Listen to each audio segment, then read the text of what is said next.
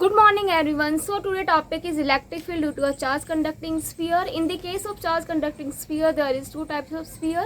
First is hollow conducting sphere and second is solid conducting sphere.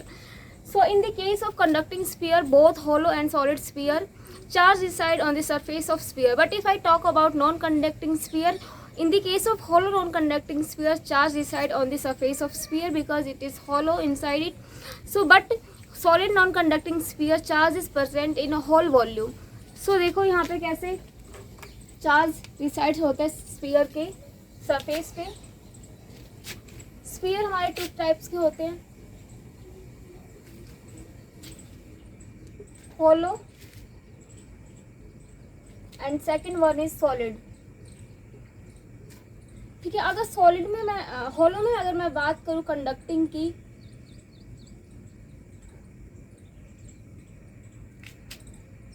And non conducting. Non conducting हमारे insulator होते हैं, conducting में हमारे metallic.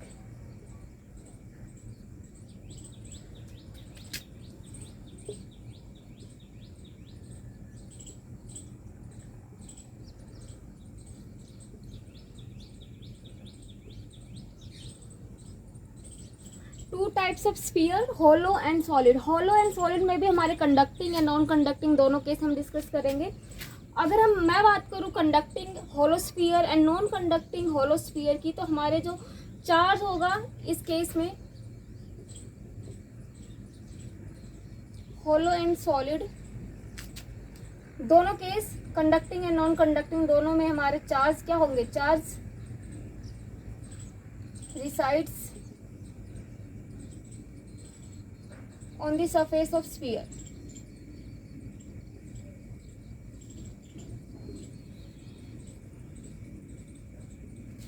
Okay, but if I talk about solid conducting and non conducting sphere, conducting के case में हमारा जो charge होगा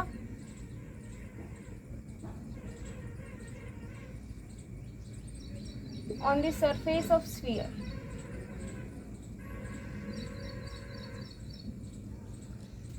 बट हमारा सॉलिड नॉन कंडक्टिंग स्फीयर यही एक केस है जिसमें हमारा जो चार्ज है होल वॉल्यूम में प्रेजेंट रहेगा.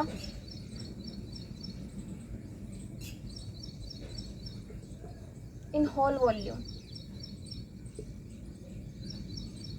ठीक है, अब देखो ये तो हम कर लेंगे कंडक्टिंग का केस, सॉलिड हो या फिर होलो हो. आपका जो स्फीयर है, सपोज करो आपके पास ये स्फीयर है, ठीक है, आर रेडियस का. आपका जो चार्ज कहाँ प्रेजेंट रहेगा, सरफेस, स्फीयर के सरफेस पे. Okay, inside there is no charge present, बेशक वो आपका सॉलिड हो या फिर होलो हो. ठीक है, कंडक्टिंग का केस. इस वाले में हमारा चार्ज ऐसे प्रेजेंट रहेगा कहाँ पे, सरफेस ऑफ स्फीयर. लेकिन नॉन कंडक्टिंग की बात करूँ तो नॉन कंडक्टिंग हमारा सॉलिड, सॉलिड के केस में हमारा जो चार्ज प्रेजेंट रहेगा होल वॉल्यूम प्रेजेंट रहेगा ये.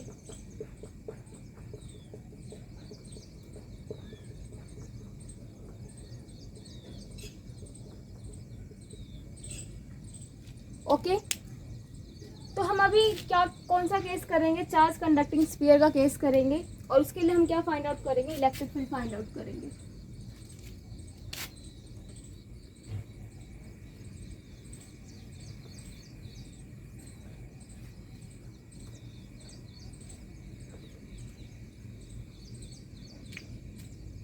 Electric field due to charge conducting sphere. अगर आपके पास यहाँ पे अगर चार्ज कंडक्टिंग स्फीयर है लाइक दिस, कंडक्टिंग केस, मैं यहाँ पे मेंशन नहीं करी होलो या फिर सॉलिड. अगर कोई सा भी केस हो, सॉलिड का हो चाहे होलो को, हमारा चार्ज कहाँ पे प्रेजेंट रहेगा, स्फीयर के सरफेस पे. Charge resides on the surface of sphere.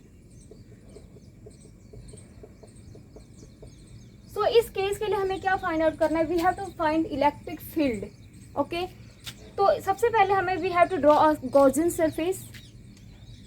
ये हमारा जो कंडक्टिंग स्फीयर लिया है वो आर रेडियस का है. ठीक है, आप सोचो आपको गॉसियन सरफेस ड्रॉ करना है, तो गॉसियन सरफेस तो आप आर रेडियस से ग्रेटर देन भी ड्रॉ कर सकते हो, लेस देन भी ड्रॉ कर सकते हो, ठीक है, और इक्वल टू भी आर रेडियस के ड्रॉ कर सकते हैं, ठीक है। फर्स्ट केस अगर मैं मानूँ ग्रेटर देन रेडियस आर, तो हमारा गॉसियन सरफेस आउटसाइड लाई करेगा स्फीयर के।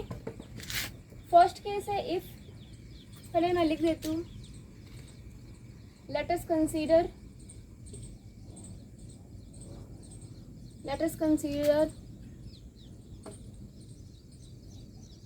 charge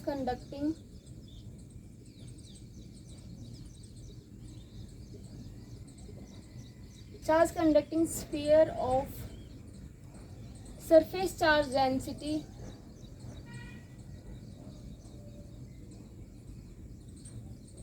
surface charge density, surface के लिए क्या डिफाइन करते हैं, sigma, surface charge density sigma of radius are,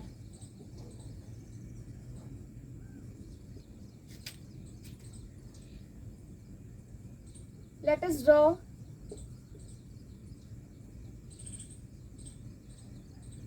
Gaussian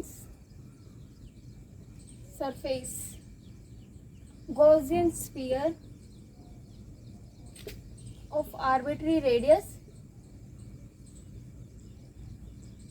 r, okay.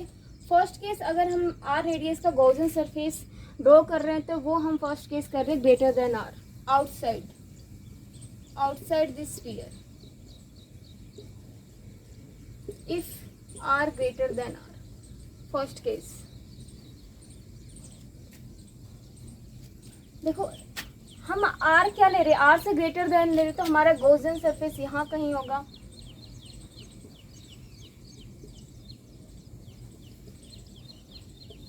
This is Gaussian surface of radius r, ठीक है, ये रेडियस r का हमारा गॉसियन सरफेस है। स्फीयर के केस में अगर इलेक्ट्रिक फील्ड देखा जाए तो इलेक्ट्रिक फील्ड हमारा परपेंडिकुलर होगा सरफेस पे। आप सरफेस के किसी भी पॉइंट पे अगर इलेक्ट्रिक फील्ड की डायरेक्शन देखोगे तो वो ऑलवेज परपेंडिकुलर क्या होगा, सरफेस के, ठीक है। आप इस पॉइंट पे भी आप इलेक्ट्रिक फील्ड देखोगे तो वो यहाँ पे भी आपका क्या रहेगा, परपेंडिकुलर होगा। किसी भी पॉइंट पे लोगे तो इलेक्ट्रिक फील्ड क्या रहेगा, हमारा परपेंडिकुलर होगा, ठीक है। तो आप इस पॉइंट पे देखना चाहते हो तो यहाँ पे हमारा इलेक्ट्रिक फील्ड जो होगा ये परपेंडिकुलर होगा इन दैट डायरेक्शन, ठीक है। If I talk about area vector is always perpendicular to the surface. So this is the direction of area vector dA. Okay. So angle between the electric field and the area vector is 0 degree. So now we apply electric flux for Gaussian surface.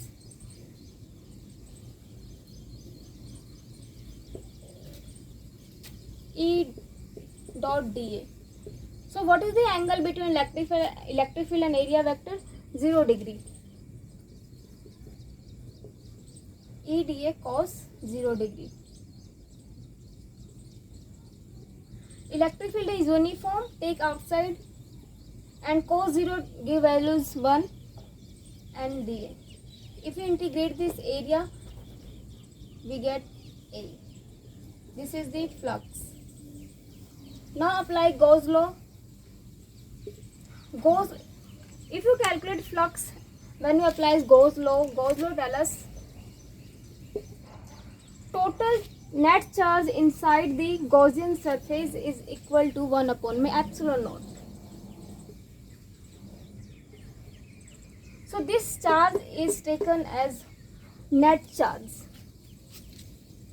So what is the charge inside the Gaussian surface? ये हमारा Gaussian surface है, तो इस surface के लिए हमारा जो charge होगा क्या होगा, sigma is equal to Q upon में ए, ठीक है।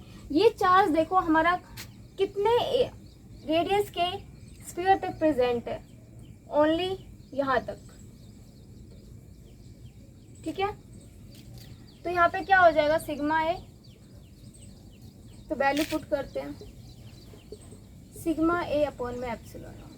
इस इक्वेशन को क्या करते, इक्वेट करते हैं, तो ई ए इज इक्वल टू क्या होगा, सिग्मा ए अपॉन में एप्सिलॉन, ठीक है। अब एक चीज़ यहाँ पे ध्यान रखना, यहाँ पे जो हम एरिया ले रहे हैं ये गॉसियन सरफेस का ले रहे हैं, गॉसियन सरफेस। ओके, यहाँ पे लिख भी सकते हैं फ्लक्स गॉसियन सरफेस का कितना होगा value, 4 pi r square. Radius r small r तक which is lie outside the sphere and the area is, what is area, 4 pi r square, 4 pi r square. This is the flux. Now put this value in this equation. E into में 4 pi r square sigma upon epsilon. So ये जो area है इसकी जगह हम क्या value रखेंगे, 4 pi r square, ये वाला एरिया, क्योंकि हमारा चार्ज रिसाइड कर रहा है गॉसियन सरफेस के इनसाइड तो है लेकिन वो कहाँ तक है, यहाँ तक, ठीक है। तो ये वाला हम लेंगे एरिया स्फीयर का। So 4 pi r square, 4 pi से 4 pi cancel and electric field is sigma r square upon में epsilon naught r square. This is the value of electric field when the Gaussian surface lie outside the conducting sphere. So electric field is depend on the distance. If we increase the distance, electric field is decrease. If we want to decrease the distance, electric field is increase. Okay? अगर आप इस distance को क्या कर रहे हो, decrease कर रहे हो, तो इलेक्ट्रिक फील्ड यहाँ पे क्या होगा, ज़्यादा होगा। अगर आप इस डिस्टेंस को क्या कर रहे हो और डिस्टेंस पे लेके जा रहे हो, इंक्रीज कर रहे हो, तो यहाँ पे इलेक्ट्रिक फील्ड क्या होगा, कम होगा। ओके, सो नाउ अब हम डिस्कस करेंगे अगर आपका गॉसियन सरफेस इस रेडियस से क्या है, स्मॉल है, दैट मीन्स कि आपका गॉसियन सरफेस लाई करेगा inside this sphere.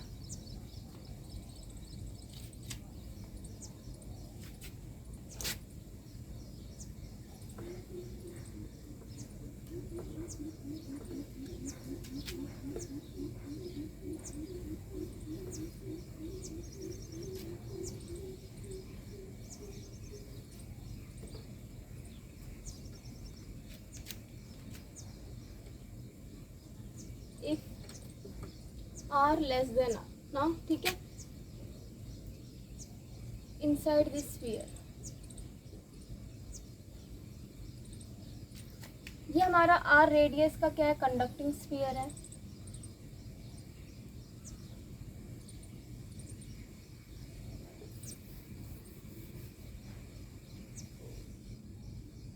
This is the conducting sphere of radius r. Now we have to draw Gaussian surface of radius r which is less than capital R. So Gaussian surface हमारा कहाँ लाई करेगा, इस conducting sphere के inside। ये हमारा radius आ रहा है यहाँ तक, स्मॉल आर, ठीक है। ये कैपिटल रेडियस है हमारे चार्ज कंडक्टिंग स्फीयर का, और हमारा चार्ज रिसाइड्स करेगा कहाँ पे, स्फीयर के सरफेस पे। ओके, इलेक्ट्रिक फील्ड की डायरेक्शन देखो, परपेंडिकुलर टू द सरफेस होगा, तो ये हमारा इलेक्ट्रिक फील्ड की डायरेक्शन है। एरिया वेक्टर भी इसी अलोंग द इलेक्ट्रिक फील्ड ही होगा, एंड यहाँ पे theta 0 degree. Net flux E dot D A cos theta, angle between electric field and area vector is 0 degree. cos 0 1 and electric field is uniform, so take outside, and the integration of area is EA. Now for this area is for Gaussian surface.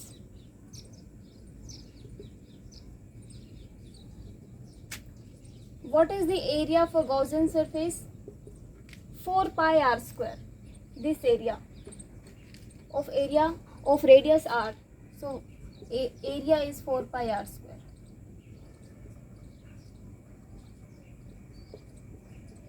Now you have to apply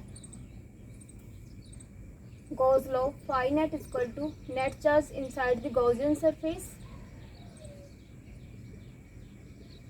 upon में epsilon nought. Okay, so यहाँ पे आप देखो charge inside Gaussian surface के inside कितना charge present है, there is no charge present inside the Gaussian surface because charge resides on the charge conducting sphere, ठीक है, सरफेस पे लाई कर रहा है। बट यहाँ पे गॉसियन सरफेस जो हमने स्मॉल आर रेडियस से ड्रॉ किया, यहाँ पे कोई चार्ज नहीं है, चार्ज यहाँ पे क्या है, 0। सो ये टर्म हमारा क्या हो जाएगा, ज़ीरो। चार्ज यहाँ पे क्या है, ज़ीरो, तो ये ज़ीरो हो जाएगा। इस इक्वेशन में आप इक्वेट करोगे तो इलेक्ट्रिक फील्ड क्या हो जाएगा, ज़ीरो, फर्स्ट एंड सेकंड से।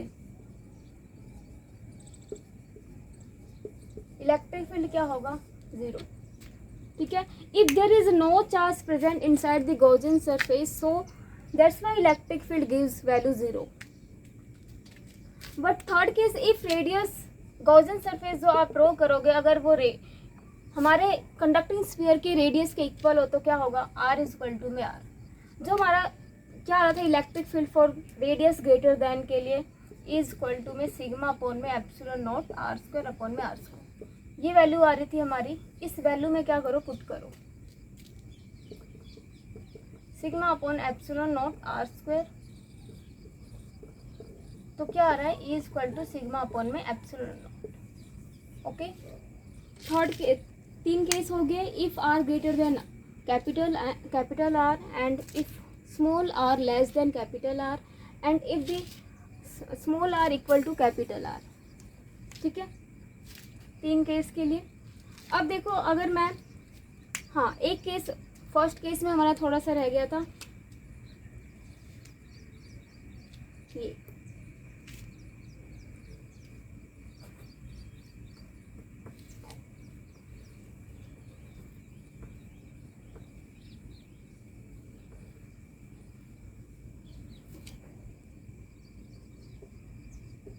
If R greater than R, ठीक है, ये हमारा फिगर था।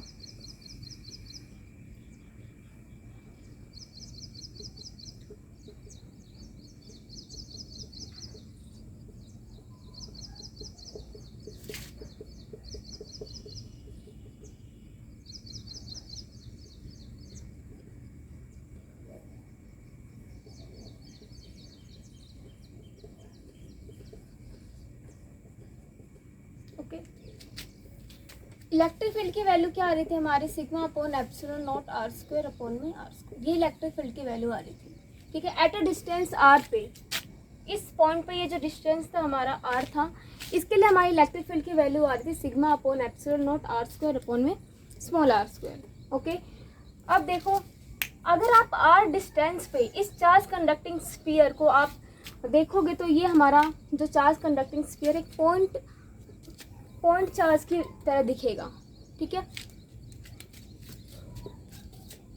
When we see charge conducting sphere,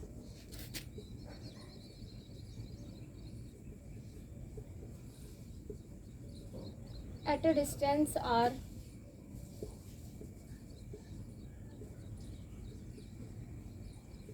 from outside the sphere, it seems like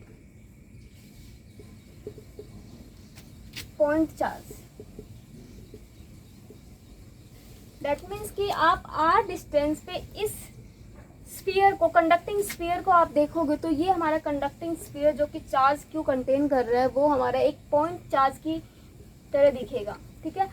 और हमने we know that for the point charge electric field is what, for point charge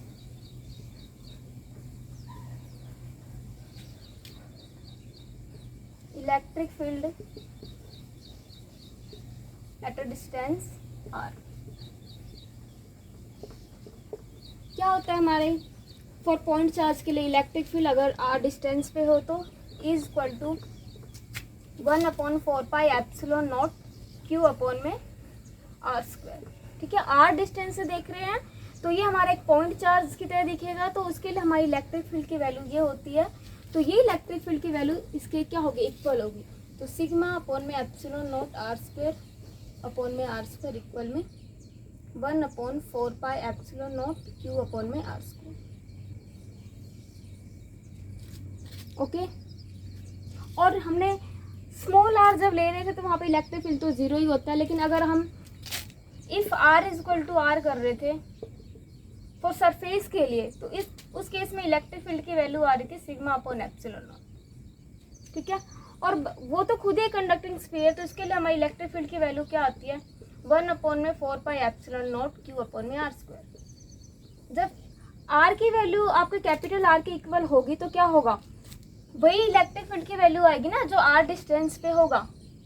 that means कि if ये value हमारे, ये हटाओ, ये Gaussian surface है ये वाला, और अगर मैं आर को कैपिटल आर के इक्वल रखूँ तो ये डिस्टेंस आर पे तो जो वैल्यू आती है यही आती है, तो यहाँ पे क्या हो जाएगा, कैपिटल आर का स्क्वायर। ठीक है, तो ये वैल्यू इक्वल हो जाएगी, इक्वल में sigma upon epsilon not.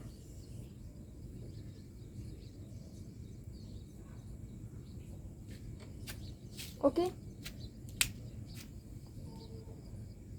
so now let us discuss the graph. What will be the graph?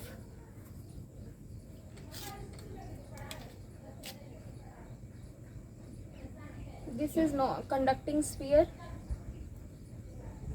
of radius r.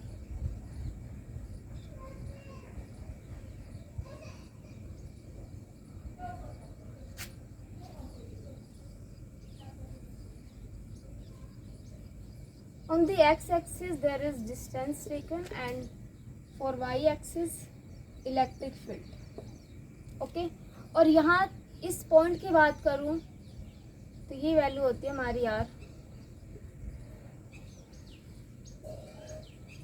ठीक है, 3 केस हमने किए थे। If R for Gaussian surface के लिए,